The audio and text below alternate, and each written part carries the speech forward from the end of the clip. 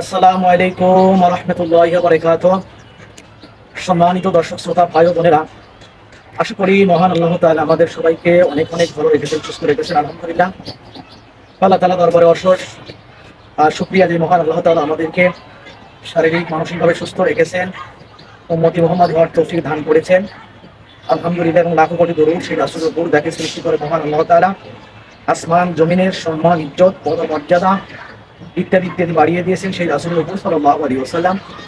সম্মানিত দিনী ভাই ও বোনেরা, নামাজ বেহেশতের চাবি, আসসালাতু মিফতাহুল জান্নাত। ইসলামে নামাজের গুরুত্ব সবচাইতে বেশি এবং মৃত্যুর পরে সর্বপ্রথম নামাজেরই হিসাব হবে এবং নামাজের আমল যার ভালো হবে অন্যান্য আমলও ভালো হিসাবে গণ্য হবে। পক্ষান্তরে নামাজের আমল যদি ভালো না হয় অথবা এর মধ্যে যদি কোনো ত্রুটি থাকে তো অন্যান্য আমলও ত্রুটি হিসাবে বিবেচিত হবে। এই জন্য নামাজের গুরুত্ব অপরিসীম। এই জন্য নামাজের মধ্যে অনেক বিষয় আছে যেগুলো আমাদের জানা একান্ত জরুরি। যেমন নামাজের মধ্যে ফরজ বিষয় আছে, সুন্নতে মুআক্কাদের কিছু বিষয় আছে, আমাদের ভিতরে কিছু ওয়াজিব বিষয় আছে, মুস্তাহাব বিষয় আছে, ইত্যাদি ইত্যাদি কিছু বিষয় আছে। তো আমরা আজকে আমাদের এই ছোট্ট বন্ধু তার কাছ থেকে নামাজের ভিতরে যে 13টা ফরজ এবং যে সুন্নাতে মুআক্কাদা এবং যে ওয়াজিব এবং মুস্তাহাব এবং নামাজ ভাঙের যে কারণ ইত্যাদি ইত্যাদি সম্পর্কে আমরা সংক্ষিপ্ত আকারে জানার চেষ্টা করব। তো চলুন কথা না বাড়িয়ে আমরা মূল আলোচনায় প্রবেশ করি।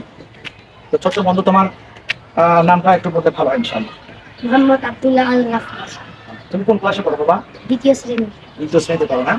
তুমি তো মাশাআল্লাহ নামাজের মধ্যে যে ফরজ, নামাজের ভিতরে সুন্নাত, ওয়াজিব, মুস্তাহাব এই বিষয়গুলো তুমি জানো? জি। মাশাআল্লাহ, নামাজ ভঙ্গের কারণগুলো তুমি জানো? জি। ঠিক আছে, তো চলুন আমরা কথা না বাড়ি আমরা নামাজের ভিতরে যে ফরজ, ওয়াজিব, মুস্তাহাব, সুন্নাত এবং নামাজ ভঙ্গের যে কিছু কারণ এগুলো আমরা বিস্তারিত জানার চেষ্টা করি। নামাজের ভিতরে 13 ফরজ, নামাজের ভিতরে এবং বাইরে 13 ফরজ, নামাজের বাইরে 7 ফরজ। শরীর পাক, কাপড় পাক, নামাজে যাইবা সতর ঢাকা, তেলামুখী হওয়া, ওয়াক্ত মতো নামাজ পড়া, নামাজে নিয়ত করা।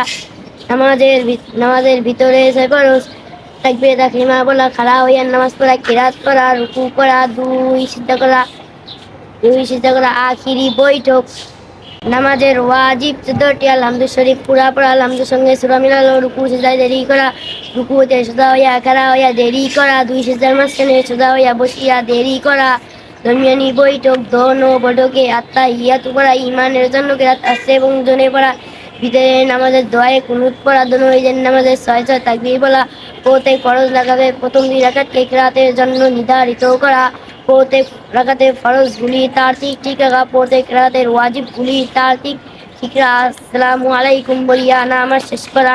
আমাদের সুন্নতে মুআক্কাদা 12টি, 2 হাত উঠানো, 2 হাত বাঁধা, সানা পড়া, আউযু বিল্লাহ পড়া, বিসমিল্লাহ পড়া, সূরা ফাতিহা পুরা পড়া, সূরা ফাতিহার পর আমিন বলা, প্রত্যেক উঠা বসা আল্লাহু আকবার বলা, রুকুর তাসবিহ পড়া, রুকুতে উঠিবার সময় সামি আল্লাহু লিমান হামিদা রব্বানা লাকাল হামদু বলা, সিজদার তাসবিহ পড়া, দরুদ শরীফ পড়া, দুআয়ে মাসুরা পড়া। নামাজ ভঙ্গের কারণ 19টি।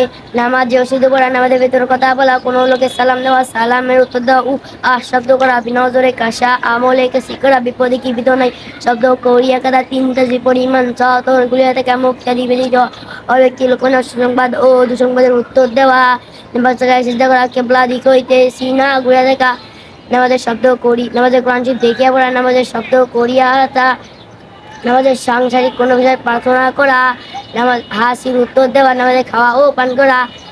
আসসালামু আলাইকুম। ইমানের আগে মুক্তাদি দাঁড়ানো।